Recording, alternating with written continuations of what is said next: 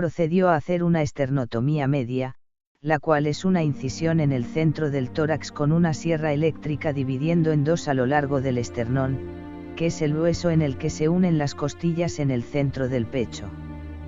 Bajo el esternón se encuentra el pericardio, que es una especie de bolsa que rodea el corazón y lo protege. Inmediatamente realizó una incisión en el mismo para acceder al corazón. La operación requería detener los latidos del corazón y vaciarlo de sangre. Para poder hacer esto se tenía que conectar la circulación del niño a una máquina que realiza las funciones del corazón y de los pulmones. La máquina oxigenaba la sangre de Forton y la impulsaba al resto del cuerpo, lo que en medicina se denomina como circulación extracorpórea. Para iniciar este proceso el perfusionista administró un anticoagulante llamado heparina. La heparina permite que la sangre no se coagule mientras circula por los tubos de la máquina. El cirujano introdujo unas cánulas en el corazón para extraer la sangre del organismo del niño y después poder volverla a introducir en el torrente sanguíneo. Debía introducir la primera cánula en la aurícula derecha, que es la cavidad donde durante la circulación normal llega la sangre desoxigenada desde el resto del cuerpo.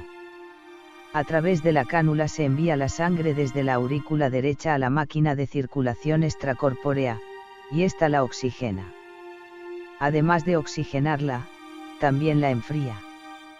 A lo que los doctores llaman hipotermia y era una medida de seguridad, para proteger a las células del organismo del menor contra la agresión que supone la circulación extracorpórea.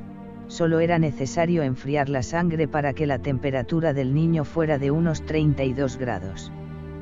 La máquina de circulación extracorpórea a la que estaba conectado Forton debía impulsar su sangre para entrar nuevamente en su cuerpo a través de una cánula en la arteria aorta, donde se distribuiría al resto de su organismo. Aunque su corazón esté latiendo, es la máquina la que controlaba el flujo de la sangre. El cirujano debía detener los latidos del corazón. Para esto, le administró diluida en la sangre del niño una solución llamada cardioplegia. La solución tenía una composición especial, que hace que el corazón se mantenga parado el tiempo necesario para realizar la operación. Luego que el médico realizó la cirugía valvular, había que hacer que el corazón del niño volviera a latir. Aunque a veces empieza a latir solo, dio la orden para que le dieran un choque eléctrico a través de un desfibrilador. En ese instante la máquina de circulación extracorpórea fue calentando la sangre de su cuerpo poco a poco. Al principio, el corazón se contrajo con poca fuerza, esto es normal, ya que aún se encuentra aturdido. La máquina de circulación extracorpórea aún controlaba el flujo sanguíneo hasta que se recupere totalmente. Al irse contrayendo mejor se fue desconectando de la circulación extracorpórea. Esto quería decir que poco a poco la máquina de circulación extracorpórea iba cediendo al corazón el control de la circulación.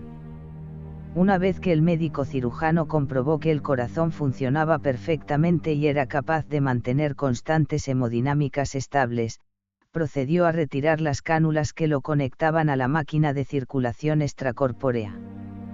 Inmediatamente le administró una medicación llamada protamina, que revertiría el efecto anticoagulante de la heparina. Una de las ayudantes secó la frente del cirujano mientras él comprobaba si no había zonas con sangrado activo importante, a lo que en cirugía se denomina hemostasia. Todavía faltaba colocar tubos de drenaje que permitirían durante el postoperatorio evacuar la sangre residual que queda en la cavidad torácica del niño.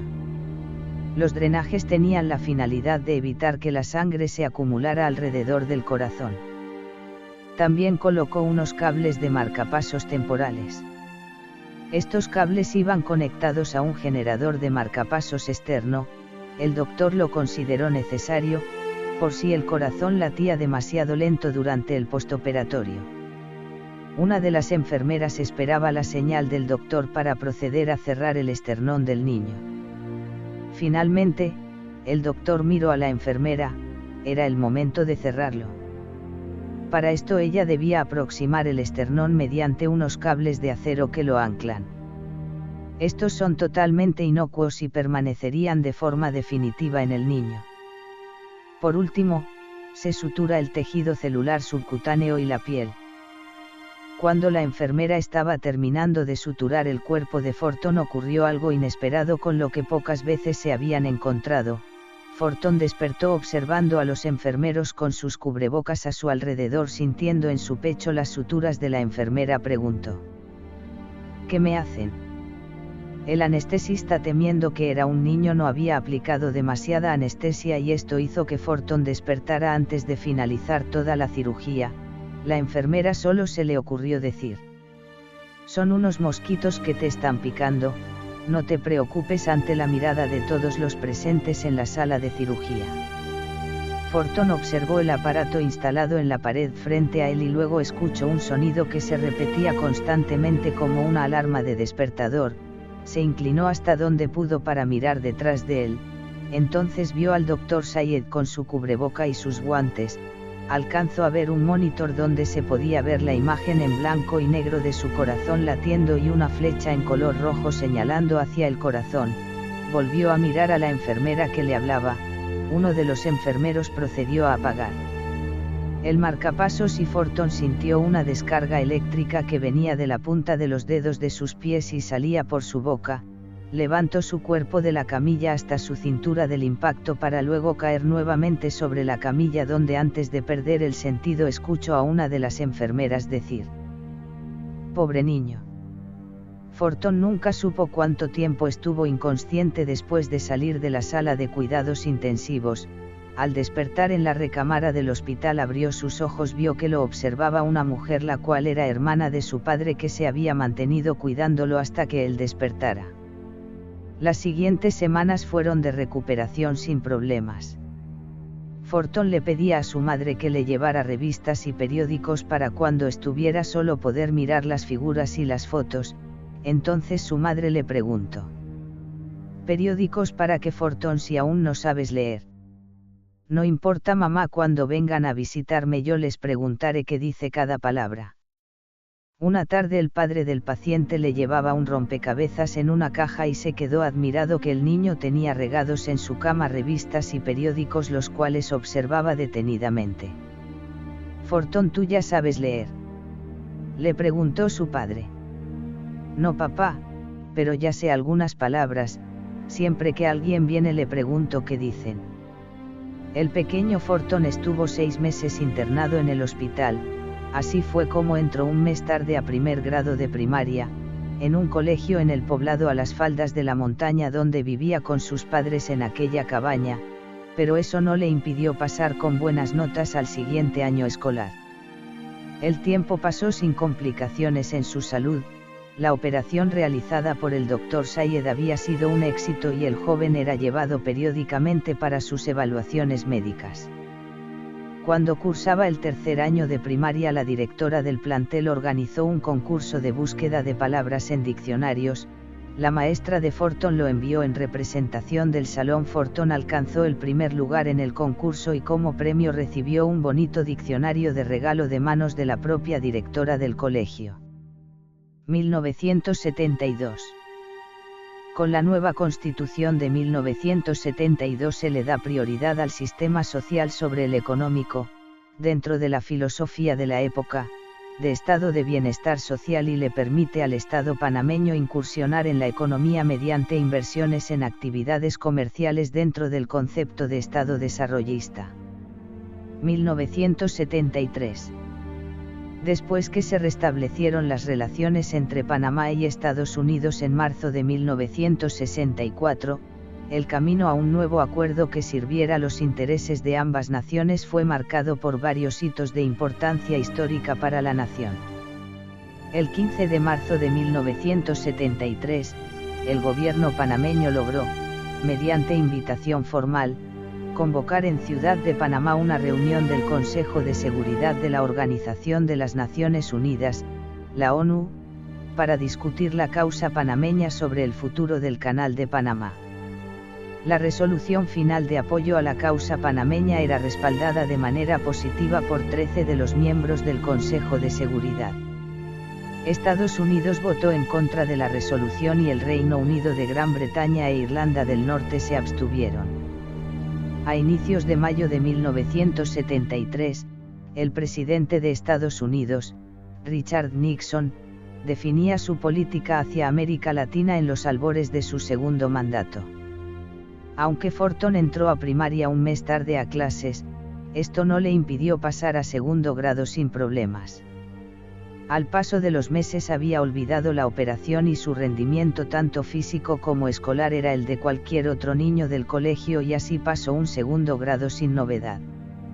Amigos para toda la vida.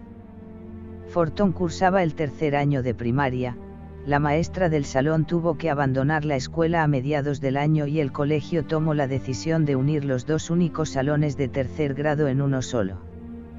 Así fue como Forton conoció a nuevos compañeros y algunos de los que serían sus amigos para toda la vida, en especial a Rigoberto Buitrago, un chico trigueño y espigado que se la daba de muy valiente, pero que al sentir el mínimo temor pegaba unas carreras y era muy difícil darle alcance. El otro era Ramón Roca, de tez clarita y con unas ojeras debajo de sus ojos como si tuviera alguna deficiencia vitamínica, cuya familia era originaria de la isla de Otoque.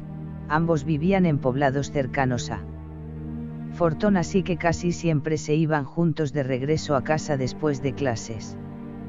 Los tres amigos ignoraban que en su futuro sus vidas se encontrarían fuertemente relacionadas con las fuerzas militares que regían los destinos del país, pero desde posiciones adversas cada uno de ellos. Cuando Forton estaba en el quinto año de primaria, la Escuela de Artes Plásticas visitó el colegio para promocionar un concurso de dibujo entre los jóvenes de cada salón. A pesar de que Forton dibujaba muy bien, no llegó a ganar ninguna de las 3 posiciones del concurso, pero para sorpresa de todos en el salón había ganado una mención honorífica por su dibujo de una batalla entre la Guardia Nacional contra la Armada de los Estados Unidos en territorio panameño a las faldas del Cerro Ancón, la cual fue galardonada por la creatividad que demostró el joven en el dibujo. Al siguiente año el joven Forton se graduó de sexto grado con excelentes calificaciones. Durante las vacaciones de verano se quedaba con sus abuelos Justina, Luis y Eufemia y con su tío Luis Alberto en San Miguelito. En las noches antes de dormir se metía en la recámara de su tía abuela Eufemia a hacerle compañía, como ella aún fumaba desde la época de Charles. Para no afectar a Forton con el humo, fumaba con el cigarrillo encendido hacia dentro de su boca, cuidando de no quemarse la lengua. Todas las noches Forton entraba a su recámara y le pedía que le contara el cuento del hombre que robaba zapallos de una granja. Otra vez Forton: pero sí te lo he contado muchas veces. No importa, tía Eufemia, me gusta oír cómo tú lo cuentas. Bueno, está bien. Érase una granja llena de animales, flores, vegetales y frutas que era tan grande que sus dueños no tenían cómo vigilar toda la tierra alrededor de su casa y de los corrales y los establos. El granjero tenía muchos vegetales y frutas sembradas en su hortaliza, pero lo que más abundaban eran sembradíos de zapallos. Un hombre que vivía cerca de la granja, al que no le gustaba trabajar, ni sembrar, siempre entraba a robarse las frutas y los vegetales del granjero, pero un día cometió el atrevimiento de robarse no 1, ni 2, ni 3, sino muchos zapallos, y para esto llevó un gran saco. Cuando huía de la granja con su saco lleno de zapallos, sintió que alguien lo perseguía y, creyendo que era el granjero, miró hacia atrás para enfrentarlo, llevándose la sorpresa que el que lo perseguía no era el granjero sino un enorme zapallo gigante. Era el papá de los zapallos y le dijo al ladrón: ¿A dónde crees que vas con mis hijos? El hombre, asustado al tratar de huir, quedó atrapado entre el alambre de púas que cercaba la granja, y llegó el papá zapallo y se comió al hombre que había osado robarse a sus hijos. Cuando el granjero llevaba sus frutas y hortalizas a vender al pueblo, las personas se asombraban al ver qué grandes y sabrosos eran los zapallos de aquel granjero.